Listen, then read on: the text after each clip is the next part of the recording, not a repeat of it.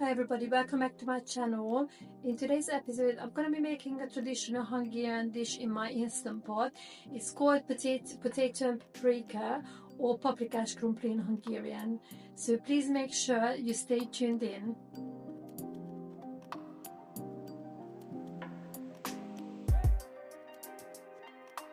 So these are the ingredients I'm going to be using.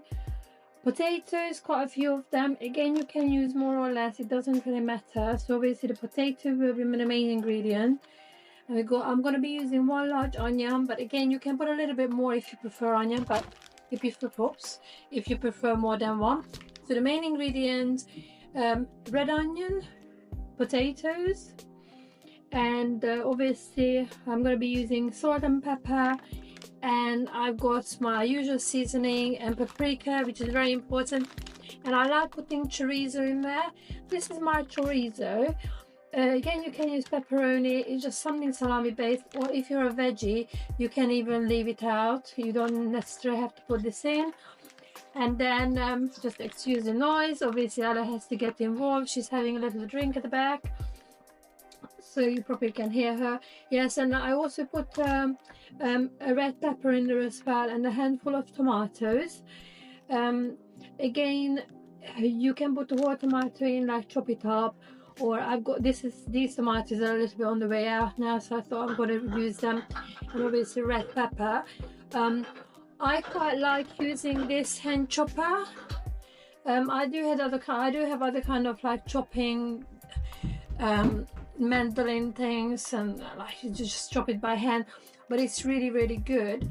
I really like using it especially for red onions. So I'm just going to be peeling the onion, and I'm actually going to show you how small the onions will get chopped with this, but I use it for peppers as well, and even tomatoes, so whatever you want to chop.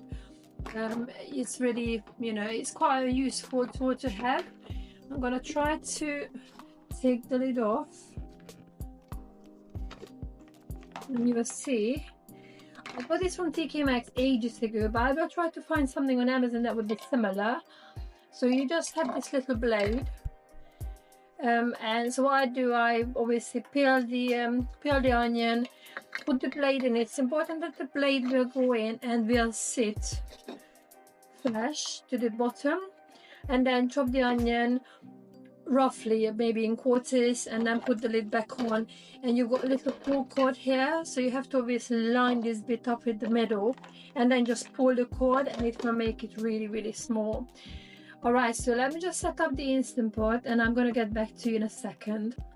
So it's been chopped. I don't know if you can actually see how small the onion bits are.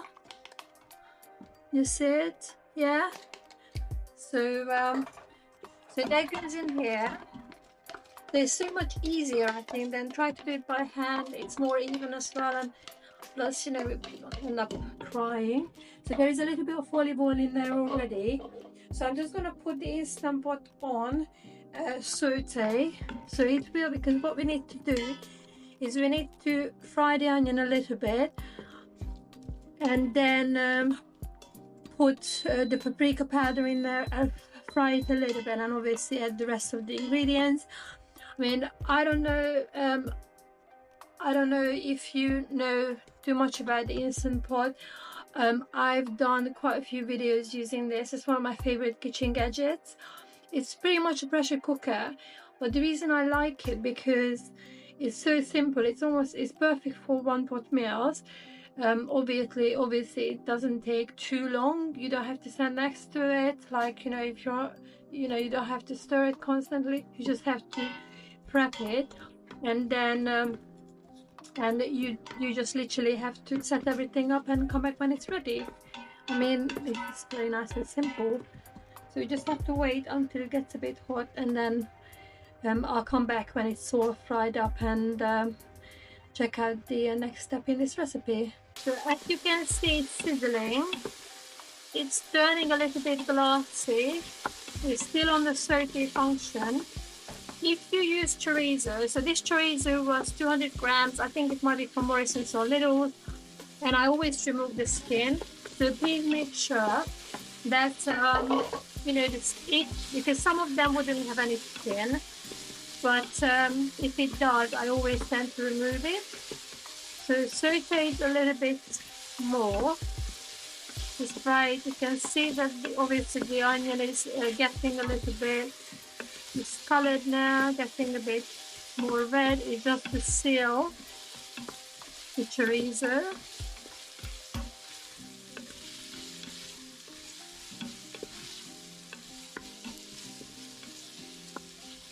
So you don't really have to do this.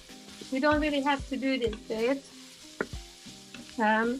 For example, as I said, if you want it veggie, you don't want any meat in it, then you can obviously you need to skip this stage. But yeah, as I said, you can use pepperoni, anything that kind of salami base would be perfect. So what I do next is going to be the paprika powder. I'm using sweet paprika. You can use a bit of smoked paprika as well. And for this bit, I actually turned the Instant Pot off. So I said it's still on saute.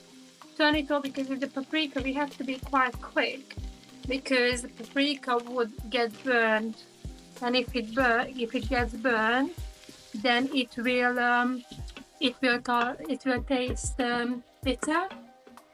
So stir a little bit. And I got my potatoes here. So these are the peeled and chopped up. I kind of tend to keep them a little bit chunkier. Again, just make sure that it's all very, very similar in sizes, because obviously then they will cook. And then just stir it together for a little bit. And this is the stage when I put my seasoning in, which is gonna be salt. I'm just eyeballing this. So I'm using fine sea salt. Probably my mother-in-law is watching it. She's actually gonna have a heart attack seeing how much salt I put in there. I remember she always made a comment in the past, oh my goodness, it's a lot of salt. But yeah, I don't tend to measure this. And I've got my favorite Kucherak seasoning, which is very similar to what we use in Hungary again. I like to use a fair bit in there. And a little bit of black pepper. Not too much. And if you like Worcester sauce, you can even put Worcester sauce in there, right? So you can change it up a little bit. The base is really onion and potatoes and seasoning and paprika. And I'm gonna be putting the water in. I will be putting in a little bit more. Don't wanna too much. And I'm putting in my red pepper, which I kind of just cut it in chunks. I mean, I know some people put, because in Hungary we have the elongated, more like the Italian type of pepper, and we just put it in full. But with the red pepper, just improvise a little bit. And again, with the tomatoes, you can just like use a big one, as I said it before. Just cut it in half. So a bit of pepper, a bit of tomatoes in there. Stir it up. And I think this much water is actually gonna be okay. I don't know how much you can see. You don't want to make it into you don't want to make it too liquidy, because otherwise it's just gonna end up being soup. I mean, if it's runny, a little bit on the runny side, then obviously when you sieve it through, when you take it out, then you can just discard some of the liquid. I got my Instant Pot lid. The seal is all on. Okay, so this is important. So you have to make sure that this is not on vent, otherwise it's not going to reach pressure.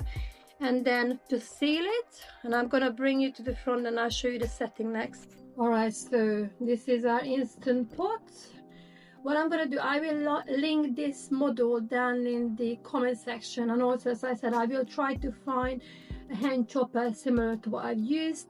So alright, so we're going to go on pressure cook. Make sure that it's on high pressure and make sure that it's on max. And we have to put this up to, I would say, up to about 35 minutes. That will be more than enough. will be nice. And then when it reaches, when it bleeps after the 25 minutes, then we have to do manual release. So we don't leave it natural release because it will just overcook. So this is on. I will time it how long it takes to reach pressure, and then I'll let you know. But when it reaches pressure, obviously it will start counting back. After 25 minutes I will release the pressure and we'll have a look at it. Alright, so this is the bleep. It means that time is up.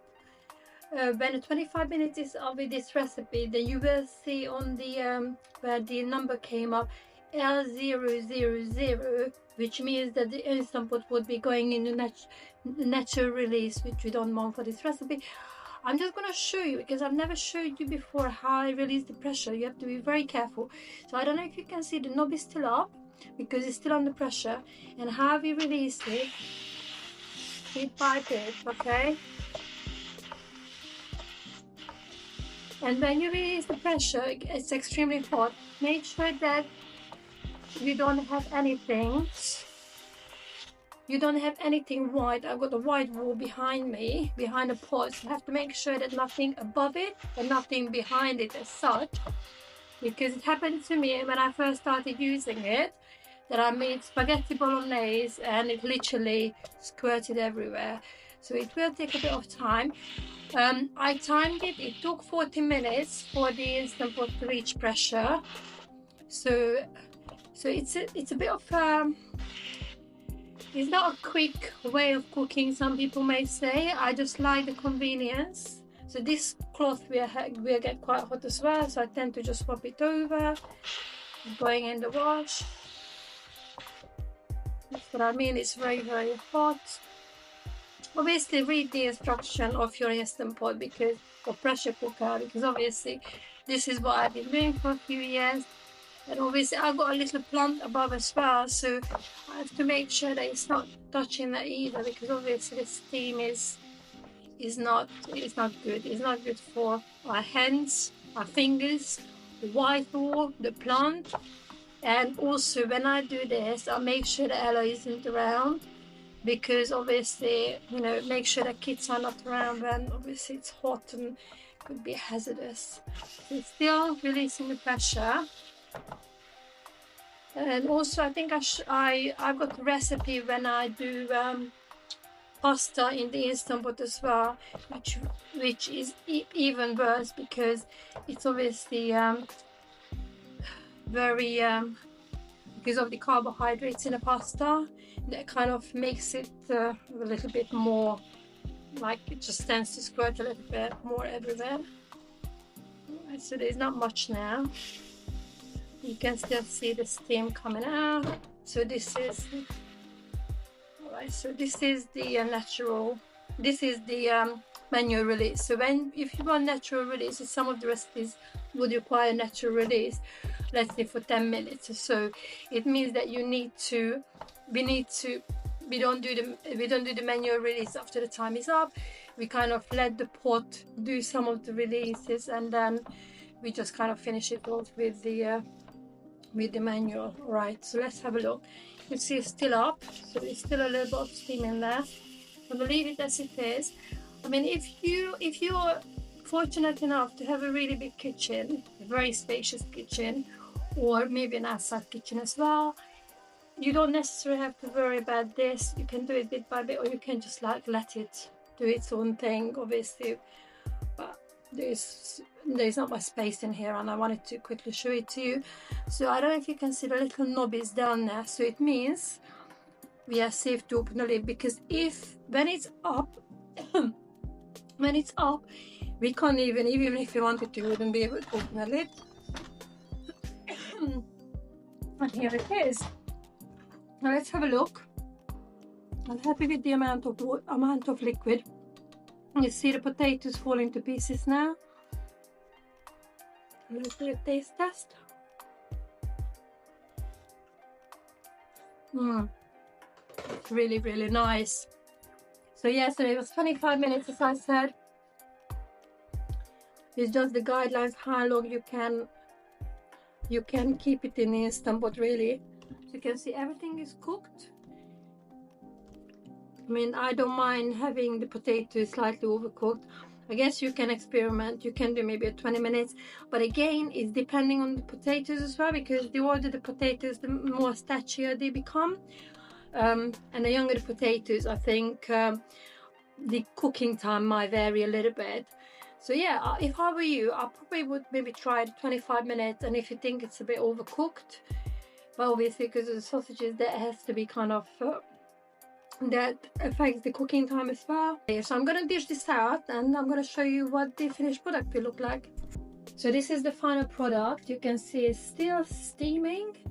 So this is paprika skrumpli, potato and paprika. I mean, I think there might be different variations within Hungary, but this is the way I tend to do this. So yeah, can't wait to tuck in. I hope you enjoyed this recipe, and please put it in a comment, and if you've tried it or if you're gonna give it a go. And if you enjoyed it, please make sure you come back for more foodie recipes and also other content as well.